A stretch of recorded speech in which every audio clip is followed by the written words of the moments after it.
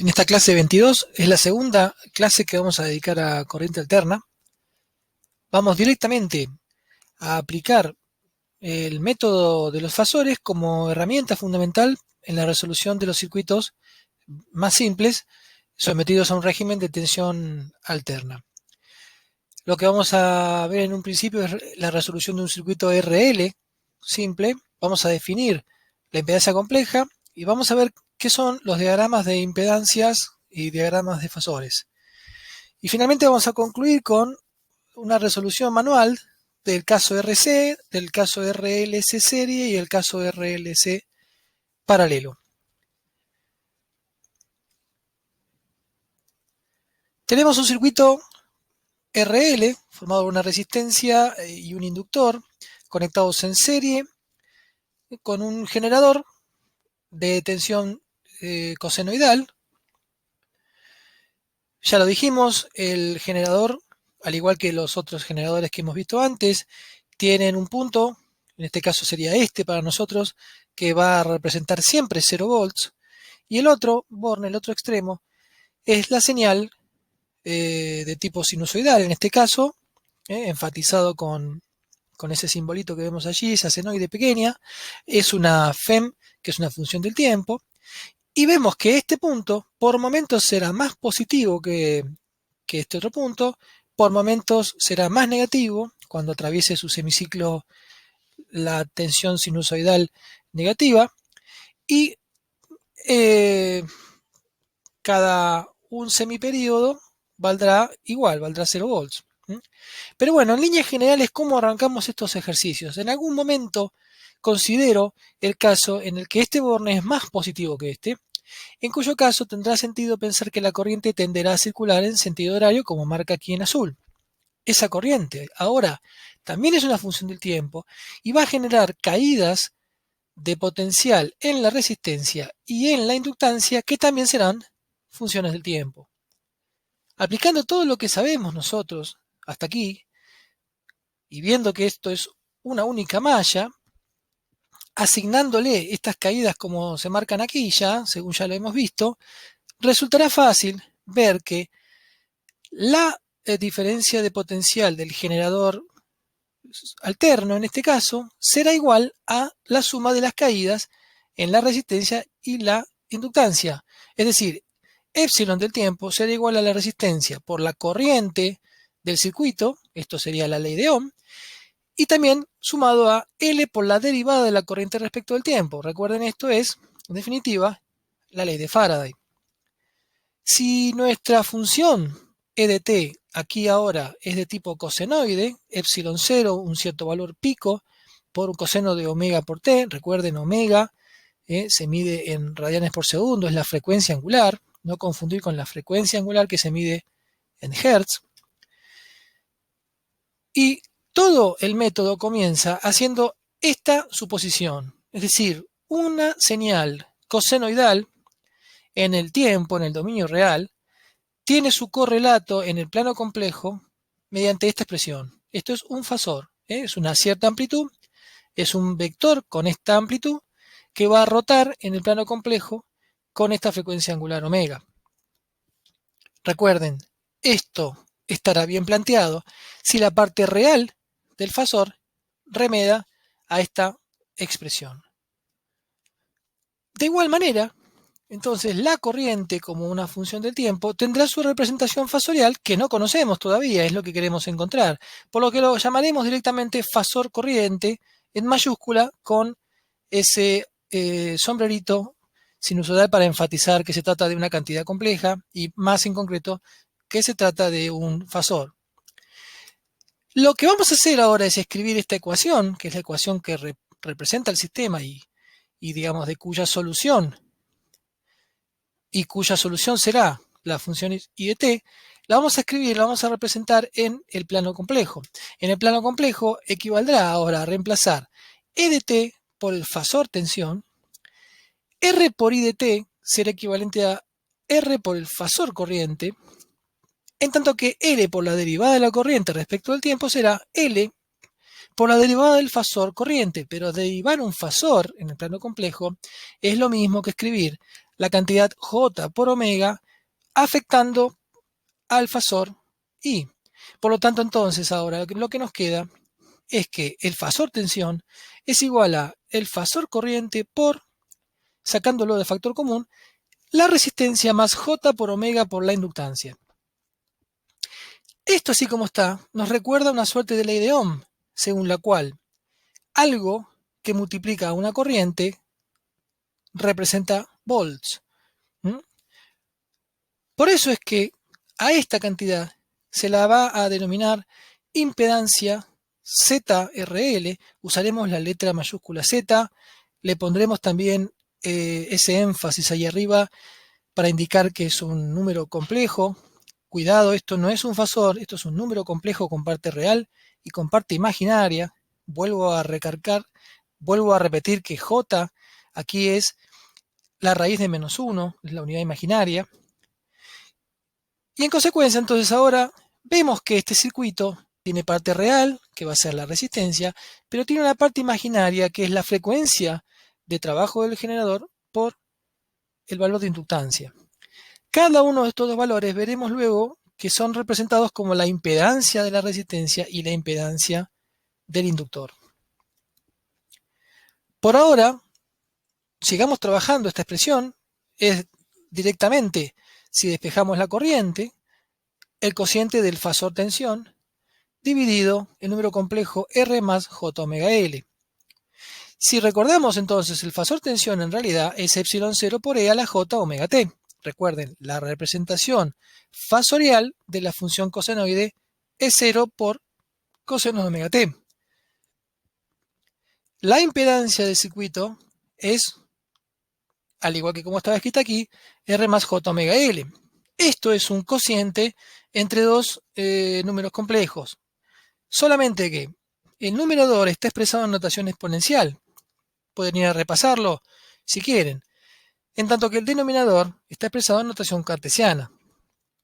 Lo que usualmente se hace es representar a la impedancia que está dada en su expresión cartesiana en un plano complejo. El plano complejo tiene como abscisas a los números reales y como ordenadas a los números imaginarios, y vemos entonces que representar R más J omega L en el plano complejo Z será este vector que vemos aquí, esta cantidad que está aquí señalada en rojo, cuya parte real es la proyección de esta cantidad sobre el eje de los reales, y sobre el eje de los imaginarios, sobre el eje J, veremos que su proyección dará omega por L.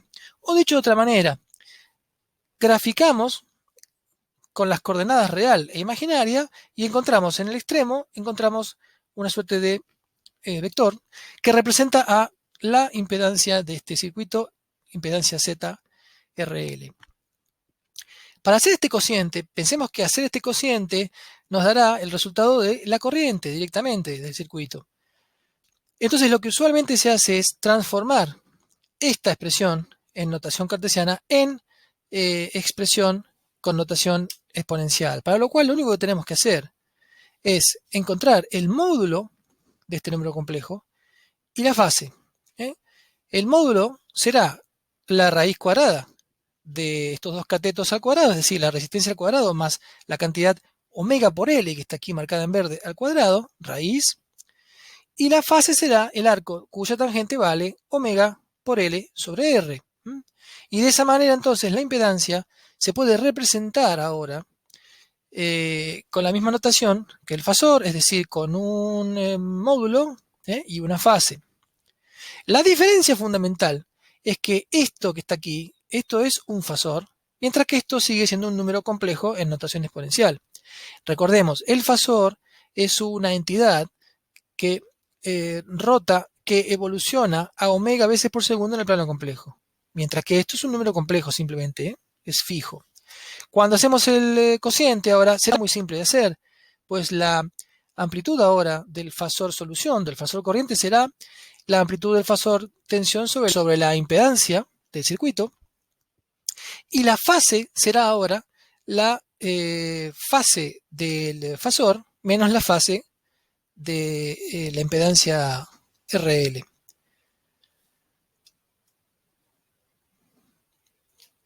¿Qué es lo que tenemos hasta aquí? Hemos encontrado la solución aplicando el método de los fasores, o sea, hemos encontrado el fasor solución de la ecuación que gobierna este circuito. Nosotros lo que realmente queremos es la señal IDT, la señal real que nosotros vamos a poder medir en el mundo real. Pues lo que habrá que hacer simplemente es tomar entonces la parte real de ese fasor corriente, que en nuestro caso tomar la parte real de nuestro fasor corriente en virtud de la relación de Euler será tomar solamente la parte real de este número. La parte real de esta cantidad es epsilon 0 sobre la magnitud de la impedancia total del circuito, en este caso la raíz de r cuadrado más omega l cuadrado, por el coseno del argumento, omega t menos phi de rl. En este caso lo que vemos es que la corriente tiene un desfasaje respecto de la tensión. ¿Cómo nos damos cuenta de eso? Bueno, el generador tensión es epsilon 0 por e a la j omega t, pero la corriente será ahora, desde el punto de vista de la fase, un fasor que estará atrasado en esta cantidad, en la cantidad que dicte la fase que tenga la impedancia del circuito. Y esta fase ahora no va a ser ni 0 ni va a ser pi sobre 2. Recordemos de la clase anterior, en los circuitos resistivos puros, la corriente no está desfasada respecto a la tensión. Y en los circuitos inductivos puros, la corriente se encuentra atrasada totalmente en pi sobre 2. Pues ahora si tenemos un circuito resistivo e inductivo, lo que habrá es un término medio. Habrá una competencia entre el carácter totalmente resistivo y el carácter totalmente inductivo. Entonces, lo que usualmente se suele representar es, dado que es un circuito serie, podemos comenzar graficando, lo vamos a ver mejor luego en la resolución que hagamos manual, pero usualmente lo que se estila es hacer un diagrama de fasores, es decir, un diagrama donde figuren todos estos vectores rotantes que guardan relación de fase, esos son los fasores, y lo que veremos es qué fácil y simple es de hacer una vez que uno entiende qué está haciendo. Fíjense en este caso, como la corriente es la cantidad física común a todos, es un circuito serie este, si nosotros dibujamos el fasor corriente, este que está aquí en celeste, nosotros podemos dibujarlo en rigor donde quisiéramos, porque total, este fasor va a estar rotando a omega veces por segundo. Como podemos dibujarlo directamente en cualquier lugar, ¿qué tal si lo dibujamos en un lugar donde nos quede cómodo? Por ejemplo, lo dibujamos totalmente proyectado sobre el eje real, es decir, cuando está pasando justamente y totalmente proyectado sobre el eje real. En ese caso, entonces, fíjense qué fácil será graficar a partir del fasor corriente la cantidad fasor tensión sobre la resistencia fasorial. Es este vector que está aquí en rojo. ¿Por qué?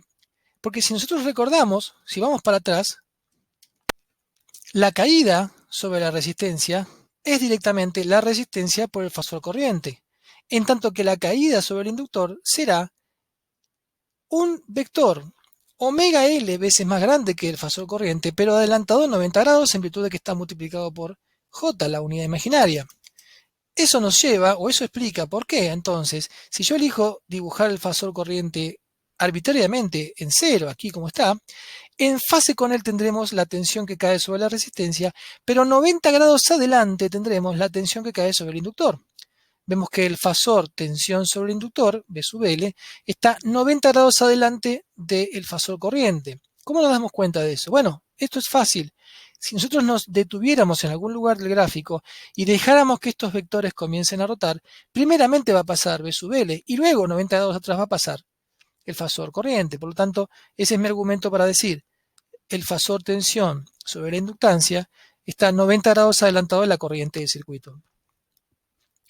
Si ya sabemos cuánto vale la tensión fasorial sobre la resistencia y la tensión fasorial sobre el inductor, por la ley de mallas sabemos que de la suma de esas dos tensiones obtendremos el fasor tensión, que es el que está alimentando el circuito. Por lo tanto, entonces, sumando vectorialmente a las cantidades B sub R y B sub L fasoriales, obtendremos al fasor tensión, epsilon fasor. Fíjense de qué manera tan simple podemos ahora encontrar la solución al circuito y graficar todas sus cantidades, con una ventaja adicional. Es que si yo ahora dejo que esto evoluciona en el tiempo, estos 4 vectores comenzarán a rotar a omega veces por segundo en este plano, guardándose cada uno de ellos siempre la relación de fases que se ven aquí. ¿Cómo enganchamos esto con el mundo real? En todo momento, no importa dónde estén estos 4 fasores, en todo momento su proyección sobre el eje real será el valor concreto que en ese momento tenga cada una de las funciones en las que estemos interesados en analizar en el tiempo. Veamos cómo sería si tuviéramos que graficar a cada una de estas variables en su representación temporal. Acá tendríamos, por ejemplo, en azul, la corriente, que es nuestra solución al problema, graficada como una función coseno, y ven en fase con la corriente en rojo estaría la gráfica de la diferencia de potencial en bornes de la resistencia, que, como debe ser, está en fase con la curva azul, que es la curva de la corriente. En verde estaría la caída de potencial en todo momento sobre el inductor, que tiene que estar 90 grados adelantado respecto de la cosenoide de la corriente.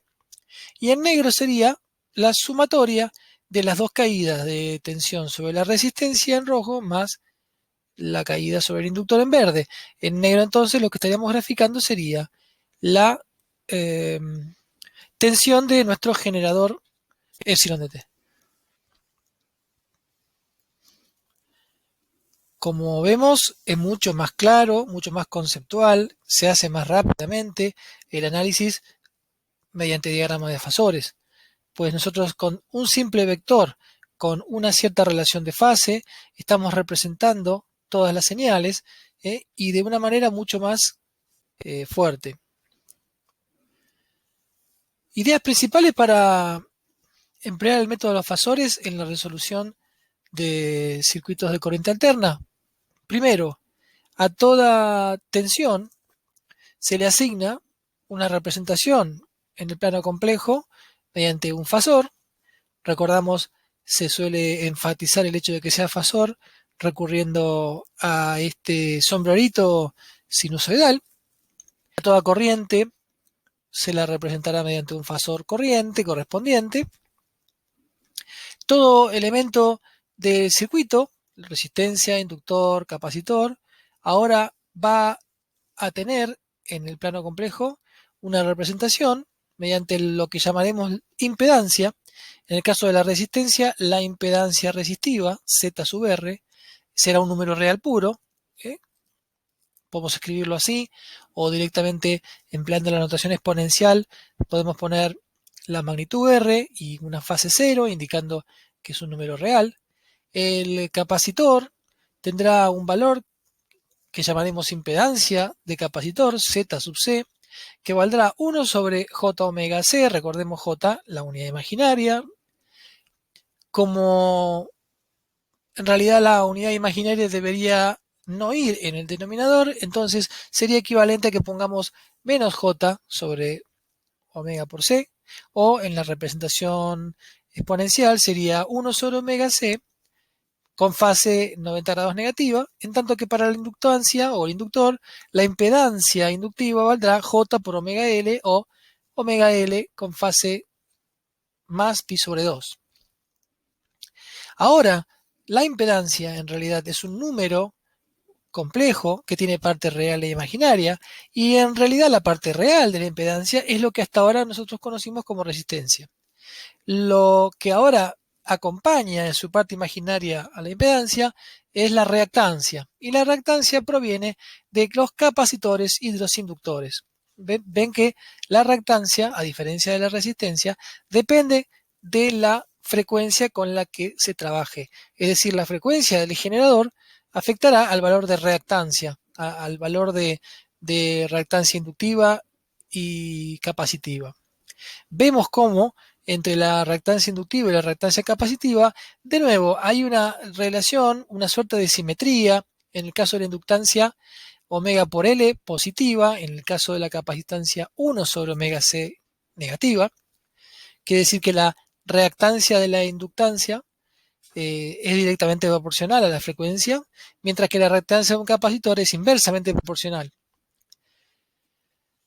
en virtud de que la impedancia capacitiva es 1 sobre J omega 6, que involucra un retraso de 90 grados en comparación con la inductancia, que involucra un adelanto de 90 grados, cuando hablamos de reactancias capacitivas e inductivas, solemos asignarle aún así toda la reactancia capacitiva el signo menos.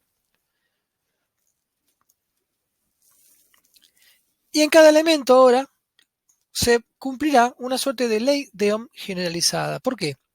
Porque sobre cada elemento del circuito, ahora en régimen de corriente alterna y en este plano complejo, se va a cumplir que la diferencia de potencial, fasorialmente hablando, será igual a la corriente fasorial por la impedancia del dispositivo.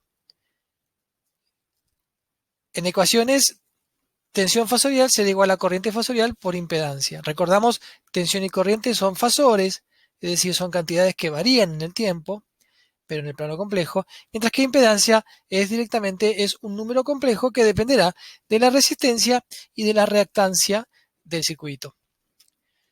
Para aplicar el método, primeramente lo que hacemos es cambiar a todas las variables, tensiones y corrientes, por sus correspondientes fasores. Luego cambiamos cada elemento del circuito por su respectiva impedancia. Resolvemos el circuito aplicando las conocidas leyes de Kirchhoff y haciendo valer en cada elemento a la ley de Ohm generalizada. Encontramos la solución que necesitamos como fasor, tomamos la parte real de ese fasor y llegamos finalmente a la solución real del problema.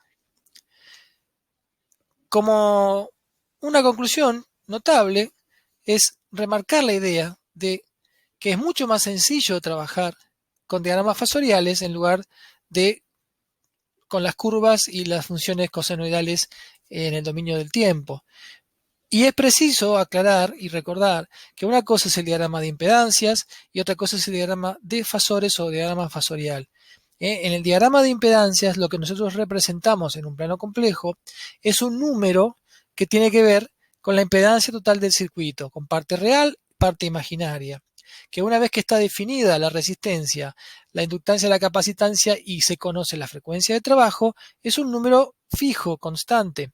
En tanto que el diagrama de fasores es un diagrama donde nosotros colocamos vectores rotantes en el plano complejo. Es una diferencia importante que hay que remarcar. Lo que vamos a hacer a continuación es mostrar las soluciones, cómo aplicar este método para calcular el circuito RC común, serie, y los circuitos RLC serie y paralelo. Como segundo ejemplo, vamos a resolver el circuito resistivo capacitivo serie, circuito formado por una resistencia y un capacitor conectados en serie con un generador ahora de tensión alterna. Veamos, si ese generador es un generador de la forma epsilon 0 por coseno de omega t, es decir, tiene una cierta amplitud pico de valor epsilon 0 y una frecuencia de trabajo de valor omega, lo que sabemos en principio es que ahora, en algún momento, este borne será más positivo que este, asumiendo que este es el borne neutro, el borne que siempre vale 0 volts, y en el momento que esto ocurra, si nosotros pudiéramos sacar una foto, como estamos haciendo ahora, del circuito, será lógico pensar que habrá una circulación de corriente y que esa corriente deberá fluir, como está marcado aquí, en sentido antihorario, produciendo en ese momento caídas de potencial más menos B sub R del tiempo más menos B sub C del tiempo. Sabemos en todo momento que este circuito está formado por una sola malla y por lo tanto, en virtud de la segunda ley de Kirchhoff, ley de mallas, podemos decir que la tensión en bornes del generador de tensión alterna en todo momento será igual a la caída sobre la resistencia más la caída sobre el capacitor. Avanzando un poco más, sabemos que la caída de tensión en bornes de la resistencia viene dada por la ley de Ohm, es decir, la resistencia, el valor de resistencia por la corriente que la atraviesa, y sabemos que la tensión que cae en bornes del capacitor viene dado por la expresión 1 sobre C por la integral de la corriente en función del tiempo. Por las dudas, esta expresión no es otra más que Q sobre C, donde ahora Q, carga, es la integral de la corriente. Aplicando el método de los fasores, que el generador epsilon del tiempo, esto es epsilon 0 por coseno omega t, será representado ahora en el plano complejo como un fasor de amplitud epsilon 0 igual a epsilon a la j omega t. Veamos que el argumento de la exponencial compleja coincide con el argumento del coseno. Recordemos, la parte real de esta función debe dar epsilon 0 por coseno de omega t.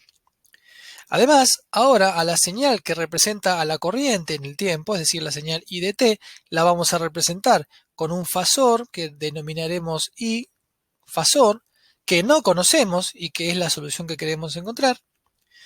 Y ahora vamos a representar a la resistencia como una impedancia, Z, una impedancia resistiva. Al capacitor lo representaremos como una impedancia capacitiva. Y ahora diremos que la señal que representa la caída en bornes de la resistencia estará representada por un fasor tensión de la resistencia y que por ley de Ohm generalizada será la impedancia de la resistencia por el fasor corriente.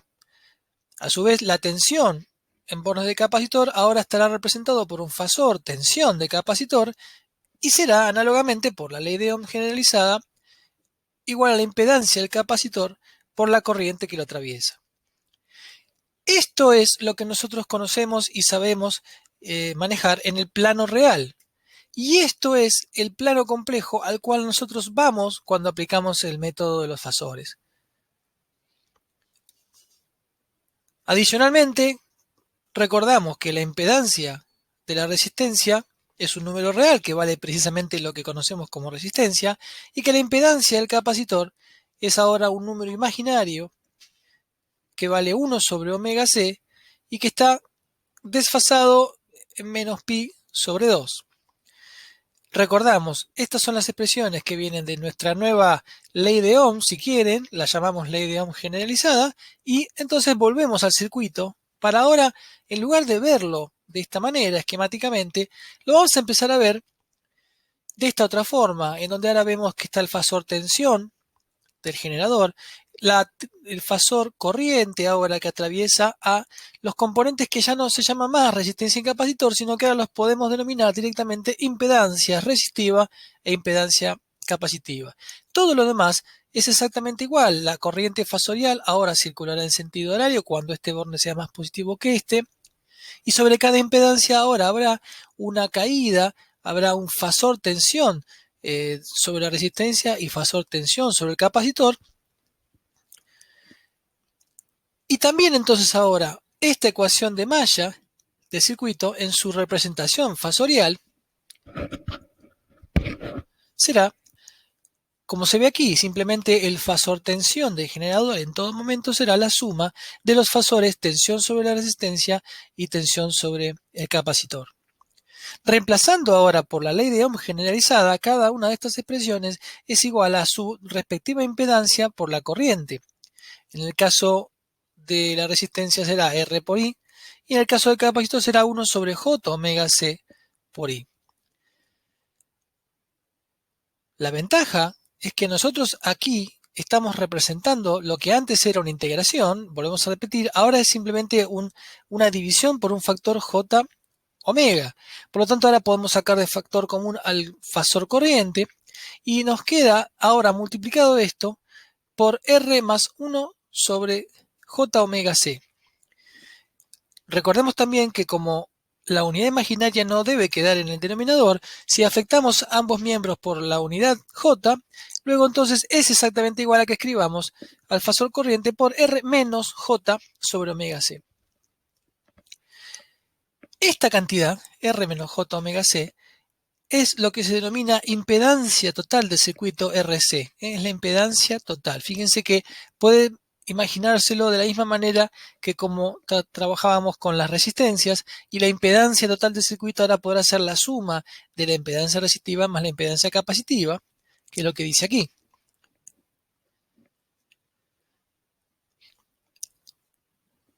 La corriente, entonces, puede ser despejada de la expresión anterior y quedará igual al fasor tensión dividido la impedancia total del circuito. El fasor tensión, recordemos, era epsilon 0 por E a la j omega t. Lo que vemos aquí es que ya esto es la solución. Haciendo el cociente entre estas dos cantidades complejas, ya sabremos cuánto vale la corriente del circuito en su versión fasorial. Lo que ocurre es que, nuevamente, el fasor tensión del generador está expresado en notación exponencial, en tanto que la impedancia del circuito está en notación cartesiana. Así como están, no pueden ser trabajados cómodamente. Entonces, lo que usualmente se hace es reescribir esta expresión para llevarla también a notación exponencial. Para ello basta con que veamos en un gráfico complejo, diagrama de impedancias, que la parte real de esta cantidad está representada por esta cantidad, este segmento que está aquí en rojo, y la parte imaginaria, en este caso es negativa por tratarse de una impedancia capacitiva, de valor 1 sobre omega c, fase menos pi sobre 2, y de la conjunción de ambas cantidades saldrá la impedancia como número complejo en su representación cartesiana. Para expresarlo en notación exponencial deberemos tener un módulo y una fase, en donde el módulo y la fase serán esta dimensión respectivamente y esta fase. Vemos aquí, es fácil de ver que el módulo será la parte real al cuadrado más la parte imaginaria al cuadrado, raíz, suma, y que la fase será el arco tangente de la parte imaginaria sobre la parte real.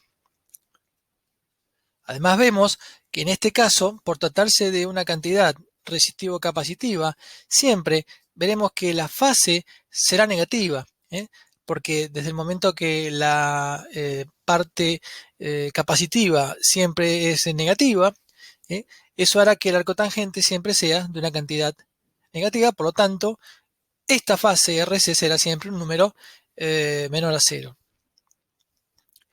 Si hacemos eso, entonces ahora la corriente puede ser reescrita ya como el cociente de dos números complejos expresados en misma notación. Dividir dos complejos en notación exponencial es muy simple, porque es solamente dividir sus amplitudes, dividir sus módulos si quieren, y en la parte de la exponencial, en la fase, hacer una resta. Acá es necesario que prestemos atención, pues la división de estas dos exponenciales nos lleva a la cantidad j por omega t menos la fase RC. Pero como nosotros ya suponemos que esta fase es negativa, por ser un circuito RC, atención, por ser negativa, ya reescribimos y entonces en realidad lo que estamos haciendo es restar aquí arriba por una cantidad que intrínsecamente es negativa. Por lo tanto, entonces el fasor solución de este circuito será uno en el que su amplitud será el cociente de la amplitud pico del generador sobre la magnitud, el módulo de la impedancia del circuito, por E a la j omega t más phi rc. La solución real será ahora tomar la parte real del fasor solución, es decir, tomar la parte real de epsilon 0 sobre la magnitud de la impedancia por E a la j omega t más phi de RC. Eso será directamente epsilon 0 dividido la raíz de la resistencia al cuadrado más 1 sobre omega c al cuadrado por el coseno de omega t más phi RC. Y esta es la solución de la corriente que circula por este circuito RC cuando es sometido a una tensión alterna de la forma epsilon 0 por coseno de omega t. Vemos que hay una fase aquí. Y esta fase ahora será una función de la resistencia, la capacidad y la frecuencia de trabajo del circuito. Esta corriente ahora vemos que va a estar adelantada como corresponde a un circuito de índole capacitivo, pero vemos que ese adelanto no va a ser en pi sobre 2. Tampoco veremos que la corriente esté en fase con la tensión, pues no es un circuito resistivo puro.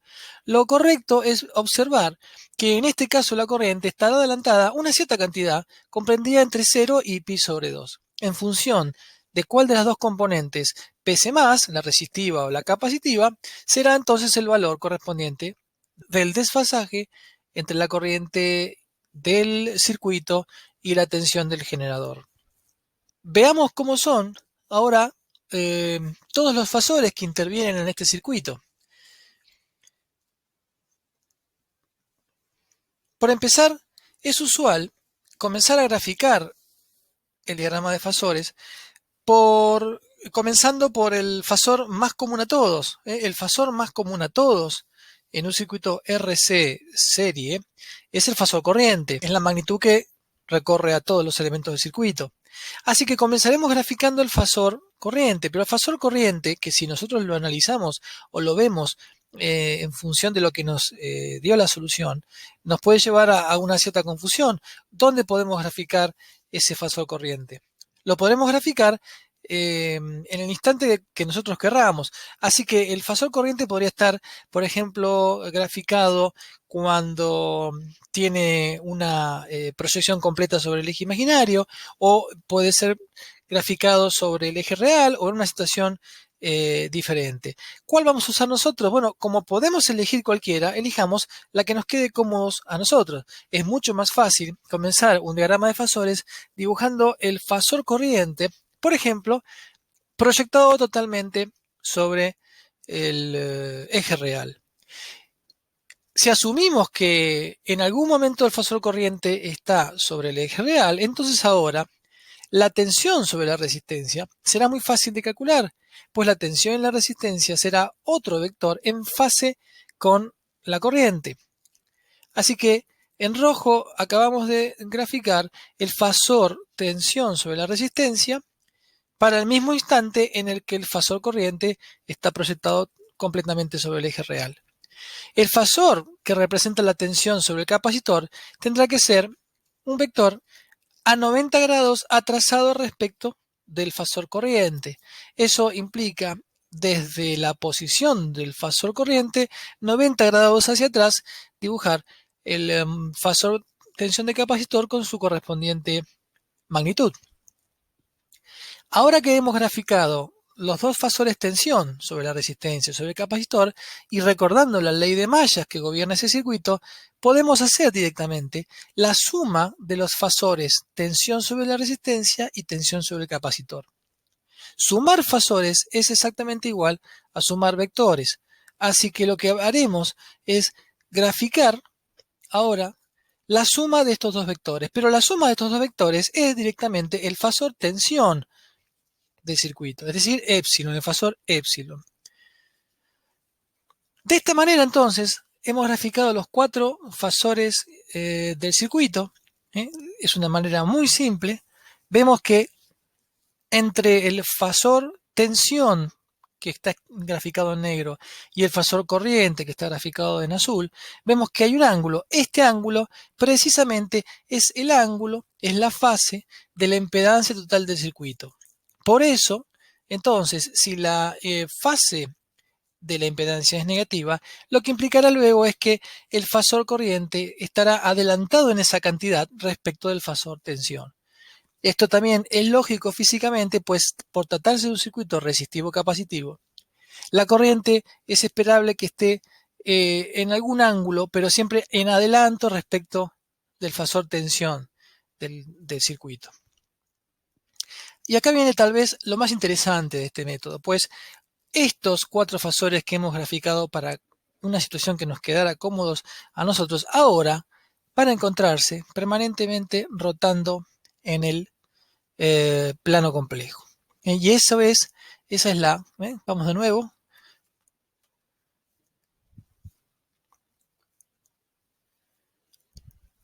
Esa es una de las grandes ventajas de trabajar con este método transformado.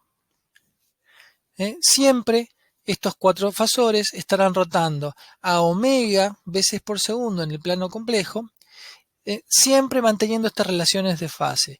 Y siempre la proyección de estos fasores sobre el eje real nos darán las señales reales que podremos medir en el circuito.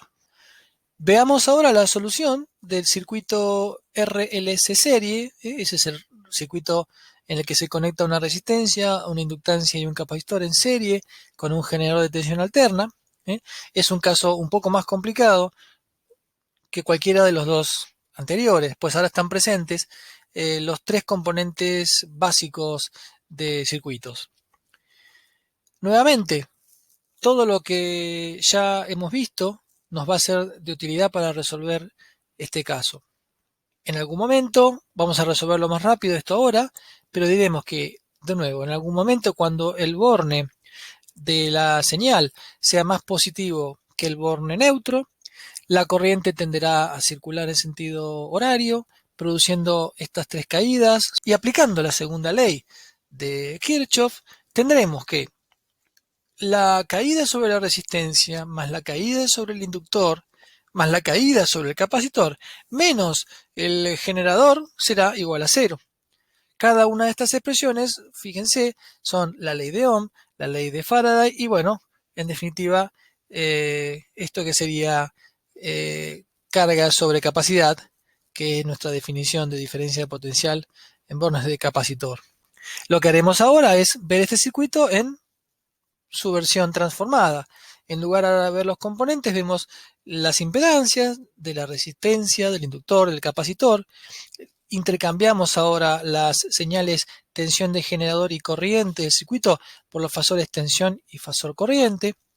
Y reescribimos la ecuación que gobierna el circuito en su versión fasorial. Vemos entonces ahora que R por el fasor corriente representa la caída sobre la impedancia resistiva. J omega L por el fasor corriente representará la caída sobre el inductor. Recordamos multiplicar por J omega. Esto nos está haciendo acordar a que hay una derivada aquí. Y finalmente, la caída en bornes de la impedancia capacitiva será el fasor corriente sobre J omega C. Reescribiendo esta expresión, vemos que el fasor tensión es igual al fasor corriente por la cantidad de R más J omega L más 1 sobre J omega C.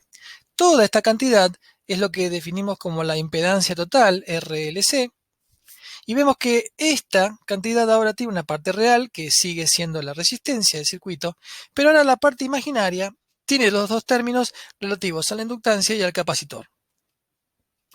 Prestemos atención ahora a esta cantidad, pues nuevamente es un número complejo. Ese número complejo, si lo queremos representar gráficamente, en un plano complejo va a estar dado por las siguientes cantidades. En el eje real tendremos la resistencia. En el eje imaginario tendremos ahora las cantidades inductiva y capacitiva. En todo circuito RLC serie siempre tenemos en el eje imaginario positivo la cantidad inductiva y en la parte negativa la capacidad.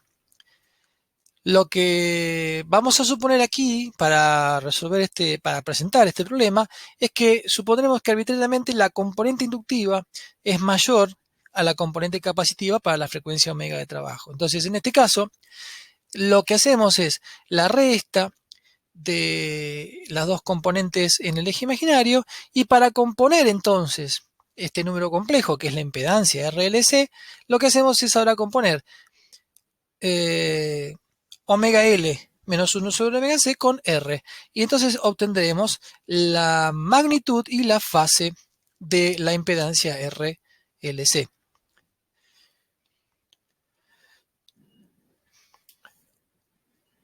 Nuevamente, para poder resolver el circuito con comodidad, vamos a representar a la impedancia en notación exponencial. Para ello, lo que hacemos es trabajar con el módulo y la fase de esta cantidad, pero de este gráfico sale claramente que el módulo será la parte real al cuadrado más la parte imaginaria al cuadrado raíz sumados, y la fase será el arco tangente de la parte imaginaria, que ahora es la diferencia entre lo inductivo y lo capacitivo, puesto como se marca aquí, y la parte real, que sería la resistencia. Si ahora a esto nosotros lo definimos o lo llamamos como un cierto módulo Z sub 0 y una cierta fase phi RLC, Entonces, el fasor corriente, que es solución de este circuito, será el cociente entre el fasor tensión y la impedancia compleja RLC. La corriente expresada en el dominio del tiempo será la parte real de este fasor, que en este caso será epsilon 0, el valor pico del generador de tensión, dividido la raíz de la suma de la resistencia al cuadrado más omega L menos 1 sobre omega C al cuadrado por coseno de omega T menos esta fase RLC. Aquí el signo menos lo dejamos tal cual como está, pues en realidad la fase de la impedancia RLC ahora puede ser tanto positiva como nula como negativa en función de cuánto valgan cada una de las componentes. Así que en líneas generales ahora le asignamos, como este es un desarrollo teórico, le asignamos un cierto valor positivo y cuando hacemos el cociente entonces ya queda como omega t menos la fase de la impedancia RLC. Pero en cada caso, en cada circuito, en cada situación, habrá que analizar cuál es la fase de la impedancia y obrar en consecuencia. Vemos ahora que en un circuito RLC, la corriente va a estar desfasada respecto de la tensión en una cantidad que va a variar entre más y menos pi sobre 2, en función de cómo pesen cada una de las componentes. Si el circuito es demasiado inductivo, la corriente estará retrasada respecto del generador epsilon. Por el contrario, si la componente capacitiva es la que predomina, el desfasaje será de la corriente de manera tal que la corriente esté adelantada respecto del fasor tensión. Y puede ocurrir, como veremos en un caso más adelante, que se trate de una impedancia que sea puramente resistiva. Si la impedancia es puramente resistiva, entonces estaremos en un caso en el que la corriente estará en fase con la tensión del generador. ¿Cómo será el diagrama de fasores del circuito RLC serie? Nuevamente, comenzamos graficando el fasor más común a todos, el fasor corriente. En este caso sigue siendo, por tratarse de un circuito serie, siempre es el fasor corriente. El fasor corriente entonces lo graficamos de manera que nos quede cómodo, es decir, proyectado sobre el eje real. Y si ahora el fasor corriente es este, claramente encontraremos el fasor tensión de la resistencia como un fasor que está en fase con la corriente. Recordemos, la impedancia resistiva es un número real que no agrega fase a la tensión que cae sobre la resistencia. La tensión en el inductor será un fasor adelantado, 90 grados puramente respecto de la corriente del circuito. Esta cantidad, este fasor tensión, va a estar siempre 90 grados adelante del fasor corriente. En tanto que el fasor tensión sobre capacitor tendrá que estar 90 grados atrasado. Entonces ahora estos tres fasores tensión, el fasor tensión de la resistencia, del inductor y de la capacidad, si recordamos la ecuación de mallas del circuito, sumándolos a estos tres fasores obtendremos al fasor tensión de generador. Entonces lo que haremos es primero encontrar lo que da la suma algebraica de la parte imaginaria, es decir, de lo que son las caídas sobre el inductor y el capacitor, y haciendo la sumatoria correspondiente, encontraremos entonces a fasor tensión del circuito. Recordamos que como nosotros supusimos arbitrariamente que tiene un comportamiento inductivo, es un comportamiento inductivo. ¿Por qué? ¿Cómo lo podemos ver eso? Bueno, fijémonos que el generador está adelantado en alguna cantidad respecto de la corriente. O si se quiere, la corriente que va a entregar el generador al circuito estará un tanto atrasada respecto de la tensión del generador. Y eso solo ocurre cuando la impedancia total del circuito se comporta como más inductiva que resistiva o que capacitiva. Para recordar, fíjense, esto sería como quedaría un gráfico en donde nosotros mostráramos todas las senoides intervinientes en el circuito. Claramente el diagrama fasorial nos ofrece mucha más comodidad visual y mucho más poder de análisis, pues nosotros simplemente viendo la ubicación de cada uno de estos fasores podemos rápidamente hacer conclusiones y tomar decisiones. Adicionalmente, vemos cómo el desfasaje entre la tensión y la corriente se ve rápidamente aquí, porque la fase que hay entre el fasor tensión y el fasor corriente es esta que está aquí. Esa es la fase, o ese es el desfasaje, mejor dicho, entre la corriente que entrega el generador al circuito y su propia señal. En tanto que aquí, por ejemplo, el desfasaje podría observarse, por ejemplo, entre, el valor pico de la cosenoide que está en negro respecto del valor pico de la cosenoide que está en azul. Vemos que es nuevamente la misma información, ¿no? Vemos que la tensión está adelantada en esta cantidad. Pero es evidente como el diagrama fasorial es mucho más claro y directo en los análisis que las señales graficadas en función del tiempo. Y como último circuito resolveremos rápidamente el caso RLC paralelo. Vemos el caso RLC paralelo, a diferencia de los anteriores, ahora cada uno de los componentes resistivo, inductivo, capacitivo se encuentran compartiendo sus bornes con los bornes del generador.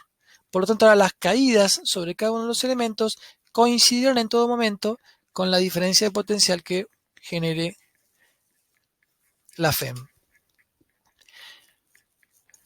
Cuando en algún momento el generador sea más positivo de este lado que de este lado, o mejor dicho, cuando este borne sea más positivo que el neutro, la corriente tenderá a circular, como se marca aquí en azul, y seguramente ya estamos en condiciones a esta altura de entender que la corriente va a ir bifurcándose en cada una de las ramas, generando estas tres corrientes sobre la resistencia, el inductor y el capacitor.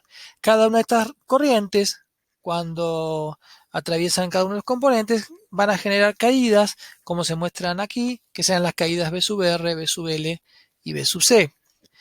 Lo interesante de este esquema es que las tres caídas coinciden en todo momento con el valor de la FEM. Y lo que aquí sí podemos plantear, que nos ofrece una información interesante también, es ahora una ley de nodos. Es decir, esto aquí como está, todo esto es un nodo.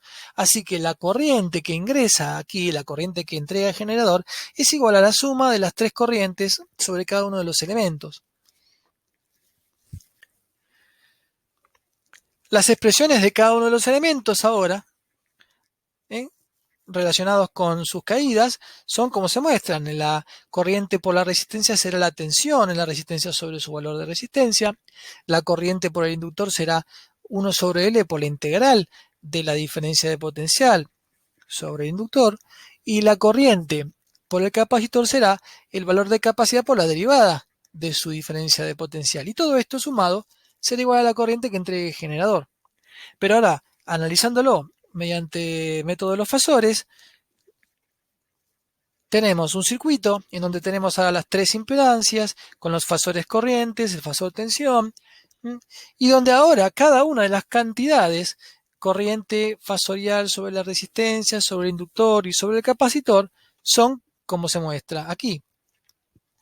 Con la diferencia o con la simplificación de que ahora en realidad cada una de estas tres corrientes queda expresada en función del fasor tensión. Entonces ahora la ley de Kirchhoff para este caso nos lleva a esta ecuación, donde vemos que la corriente que entregue el fasor, donde vemos que la corriente que entregue el generador será igual a estos tres fasores corrientes. Reescribiendo la ecuación, podemos ver que el generador de tensión alterna termina siendo igual, por ley de Ohm generalizada, a un fasor corriente, es este fasor corriente que vemos aquí, por una cierta impedancia paralela del circuito, pero donde ahora la impedancia total del circuito, no es tan simple como la que calculábamos antes, sino que viene a ser ahora la inversa de 1 sobre R más J por omega C menos 1 sobre omega L, donde vemos ahora estas cantidades ahora aparecen invertidas respecto del caso RLC serie. Bueno, lo que ocurre en realidad es que esa cantidad, así como está en ese recuadro, en realidad es conocida como admitancia, siendo la admitancia la inversa de la impedancia. ¿Eh? Si la impedancia nos da una idea de freno, de impedir, la admitancia nos debería dar, cualitativamente hablando, la idea contraria. La admitancia se mide en Siemens, el Siemens sería la inversa de ohm, y la parte real se denomina conductancia, con la letra G, y la parte imaginaria susceptancia, con la letra B larga, donde lo que se cumple aquí es que G es la inversa de la resistencia y B es la inversa de la reactancia. Por completitud se dio esta definición, que en algunos casos puede ser útil, pero lo que vamos a ver ahora es cómo podemos resolver el circuito aplicando lo que ya hemos hecho en los casos anteriores. Sabemos entonces que la corriente total que entregue el generador será el valor de su tensión, es decir, lo que viene representado con el fasor epsilon 0, dividido por la impedancia total de este circuito. Pero veamos una solución gráfica. Yo, por ejemplo, puedo comenzar a graficar el fasor tensión del generador, que en este caso será el fasor más común a todos. ¿eh?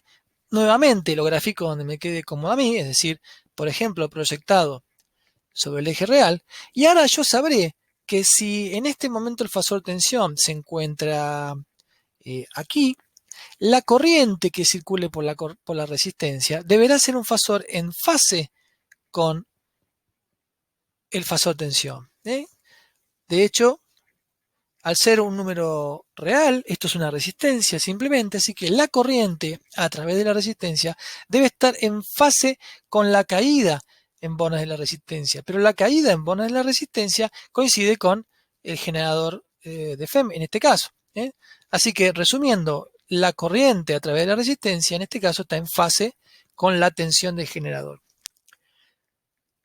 Si por ejemplo ahora queremos analizar lo que ocurre con el capacitor, bastará con que recordemos que la corriente a través de un capacitor siempre debe estar adelantada respecto de la tensión sobre sus bornes. Pero en este caso, por tratarse de una impedancia capacitiva pura, entonces ese desfasaje, ese adelanto será en 90 grados. En consecuencia, la corriente a través del capacitor o por la rama donde está conectado el capacitor, esta es una rama, estará 90 grados adelantada respecto de la caída sobre capacitor, que en realidad coincide con el fasor tensión de generador. Y por último, la corriente a través del inductor deberá estar atrasada 90 grados respecto de la tensión propia entre sus bornes, que coincide con la tensión de generador. Por lo tanto, el fasor corriente está representado aquí con este vector en color verde, 90 grados atrasado respecto del fasor tensión de generador. Con estos tres fasores corriente ahora, puedo encontrar el fasor corriente que entrega el generador, que será igual a la suma de estos tres fasores. Entonces, primero lo que haremos es hacer la composición de las dos corrientes inductiva y capacitiva, y luego junto con la corriente sobre la resistencia encontraremos la corriente total, en este caso va graficada en negro, la corriente total que entrega el generador. Otra vez ahora, entre el fasor tensión y el fasor corriente existe un desfasaje. Ese desfasaje es fácilmente visto aquí. ¿Y con qué tiene que ver? Tiene que ver con la fase de la impedancia total del circuito.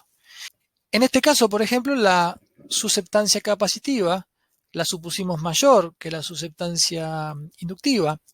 Por eso, entonces, la corriente sobre la rama del capacitor era mayor a la corriente sobre la rama del inductor, y por eso entonces el circuito se comporta como capacitivo. Por eso la corriente está de alguna manera algo adelantada respecto del fasor de tensión. Ustedes pueden ahora calcular los otros dos casos, es decir, los casos en el que la susceptancia inductiva sea mayor, o eventualmente el caso en donde la impedancia total sea resistiva pura, en cuyo caso la corriente entregada por el generador estará en fase con su valor de generador. Bueno, espero que con estos ejemplos hayamos podido clarificar un poco más cómo se resuelven los circuitos de corriente alterna utilizando el método de los fasores.